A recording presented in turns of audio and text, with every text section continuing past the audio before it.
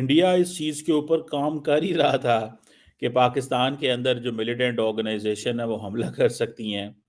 तो हमने ये देखा कि एक मिलिटेंट ऑर्गेनाइजेशन है पाकिस्तान के अंदर, तहरीक लब्बैक पाकिस्तान, उसका एक वर्कर बांग्लादेश और न्यूजीलैंड की क्रिकेट मैच के दौरान ग्राउंड में घुस गया और वो खिलाड़ियों तक पहुंच गया। पिच पर जहां पर प्लेयर मैच खेल रहे थे, वो सपोर्टर वहां पर पहुंच गया और वहां जाके उसने न्यूजीलैंड के प्लेयर को दबोच लिया। रविंद्रा की तरफ भागता है, वो डरते हैं कि कोई मुझ पे अटैक तो नहीं करने वाला। अलग बात है, लेकिन रियली अफसोस तो है।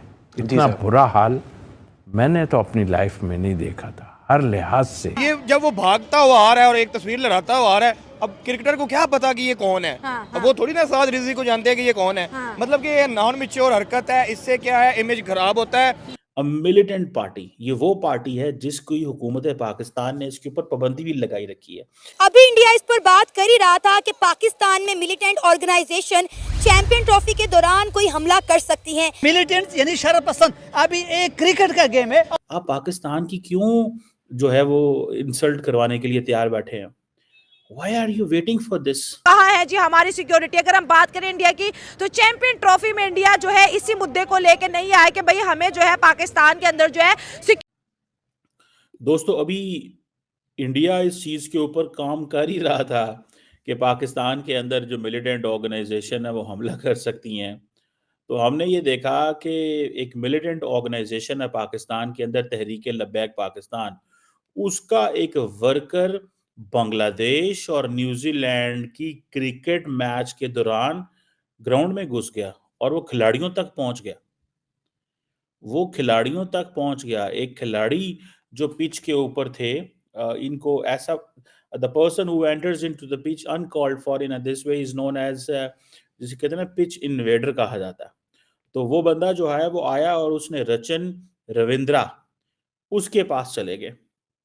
अब ये आपको पता है, this is a one day international match है, चैंपियंस ट्रॉफी हो रही है, और आप एक religio political party, a religious party, A political party, a militant party, ये वो पार्टी है जिसकी हुकूमत पाकिस्तान ने इसके ऊपर पाबंदी भी लगाई रखी है।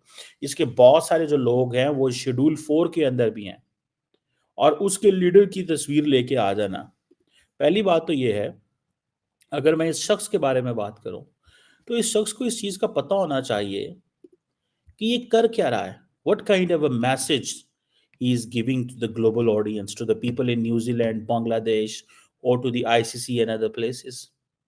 पहली बात तो ये है कि cricket is all apolitical, इसको सियासत से दूर रखें।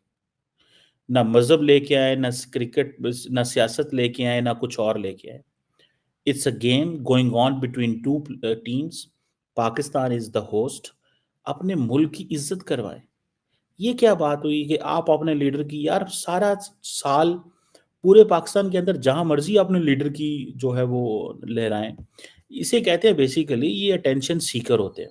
When they don't get attention, तो they have to get attention. तो वो ये अटेंशन सीकर हैं सारे, और फिर ये क्या करते हैं, कहते हैं जनाब हम तो अब ये लेके आ गए हैं और हम तो ये करेंगे वो करेंगे। ओ भाई साहब, आप क्या करेंगे और क्या नहीं करेंगे, आप पाकिस्तान की क्यों जो है वो इंसल्ट करवाने के लिए तैयार बैठे हैं? Why are you waiting for this? Why? क्यों क्यों आप समझते हैं कि आप पाकिस्तान की जो इंसल्ट इस चीज से अगर करवाएंगे तो आपको आपको बहुत ज्यादा ये कुछ सवाब वाला काम है?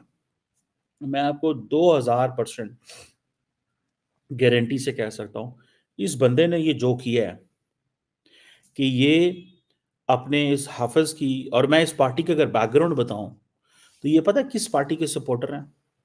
ये उस पार्टी के सपोर्टर हैं जो पार्टी बनी ही इस बेस के ऊपर थी कि one of the supporters of this party killed the former governor of Punjab. Pakistan के पंजाब के जो सूबा है, उसके गवर्नर थे सलमान तासीर, जिनका ताल्लुक पाकिस्तान पीपल्स पार्टी, जो कि बिलावल भुट्टो जरदारी की पार्टी है, उनसे था। और वो एक माइनॉरिटी क्रिश्चियन वुमेन के हक में आवाज उठाई, और उसके ऊपर ब्लास्फेमी के चार्जेस थे। उस खातून के ऊपर ब्लास्फेमी के चार्जेस थे। गवर्नर साहब जो है वो चले गए जेल के अंदर, वहां पे जाके उन्होंने उस खातून को सपोर्ट दिया और कहा, उसका नाम था आसिया मसी, आजकल वो कनाडा चली गई है, डेथ सेंटेंस पे गई। गवर्नर ने उसको प्रोटेक्ट करने की उसने कहा इसके खिलाफ ये किया जाए, सेव किया जाए।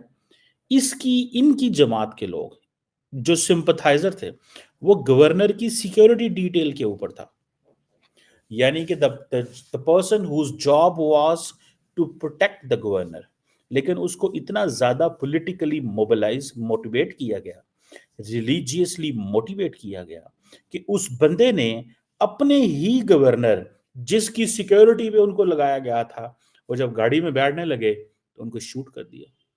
बाद में वो बंदा जिसने गवर्नर को कत्ल किया था उसको सजाए मौत दे दी गई थी, उस बंदे को सजाए मौत दे दी गई थी, और फिर अब उसका मज़ार है पाकिस्तान के अंदर।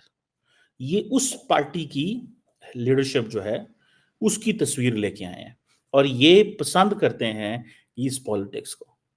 सवाल ये पैदा होता है कि आपके पास इलेक्शन का टाइम भी आता है, आपके पास सियासत का टाइम भी आता है, आपके पास जलसे जुलूस का टाइम भी आता है, आपके पास तो सारे वक्त का टाइम आता है। तो ये फिर आपने क्यों किया? इस चीज को आपने क्यों किया? इस चीज की आपने क्या शोर डालना था भाई? आप क्या समझते हैं ये अगर आप काम करेंगे तो क्या इससे मुल्क की इज्जत होगी? आपको कुछ पता नहीं है कि इर्द गिर्द क्या हो रहा है। You don't know anything, frankly speaking, आपको कुछ पता नहीं है। मतलब आप ये समझते हैं, you realize this and you understand this, आप ये चीज समझते हैं कि मैं जो कर रहा हूं वो ठीक है। मेरा न्यूजीलैंड के प्लेयर के पास एक मिलिटेंट पार्टी की जो लीडर है उसके फोटोग्राफ लेके आना एक ठीक चीज है। आपको आपको अपना तो जारी बात है, इनके साथ जो होगा मुझे नहीं पता क्या होगा, लेकिन सवाल यह है कि सिक्योरिटी एजेंसीज कहाँ पे थी। सवाल यह है कि इन जो ऐसा कोई मैकेनिज्म नहीं है। इसका मतलब यह है कि अगर आप शरीफ हैं तो आप आराम से बैठे रहेंगे वहां पे। अगर आप जरा से भी बदमाश हैं, जरा से भी आप पहलवान हैं, तो सिक्योरिटी एजेंसीज आपको नहीं टच कर सकती। सिक्योरिटी एजेंसीज आपको नहीं टच कर सकती। और वो जो खिलाड़ी था रविंद्रा, उसने 112 स्कोर बनाए, 112 रन्स बनाए और वो चैंपियंस ट्रॉफी की सेमीफाइनल में लेके गया और ये अपनी तस्वीर उठा के उसके पास ले गया।